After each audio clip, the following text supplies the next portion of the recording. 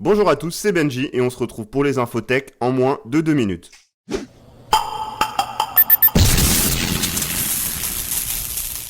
La semaine dernière, je vous présentais les nouveaux Mac munis de la puce M1, la puce maison par Apple, et les premiers résultats sont tombés et il s'avère qu'ils sont très performants puisqu'ils sont capables de rivaliser avec la puce Intel i9 qu'on trouvait par exemple dans les MacBook 16 pouces et font beaucoup mieux. Sachez juste que ces MacBook Pro 16 pouces avec cette puce Intel i9 coûtait plus de 3000 €. Samsung préparerait une nouvelle version du Galaxy Flip, le téléphone qui se plie comme les téléphones à clapet de l'époque. Il serait un petit peu moins cher et il s'appellerait le Galaxy Z Flip Lite. L'ARCEP, le gendarme de la téléphonie, annonçait l'ouverture de la 5G pour le 18 novembre, mais c'était qu'une annonce dans le vent puisque les opérateurs attendent encore l'autorisation de l'ANFR, donc l'Agence nationale des fréquences radio. La 5G va être lancée sur 9 villes, Paris, Marseille, Lille, Nantes, Montpellier, Lyon, Toulouse, Rouen et Bordeaux. Côté Apple, l'écran de l'iPhone 12 Pro Max a été élu meilleur écran du marché devant le Samsung Note 20 Ultra.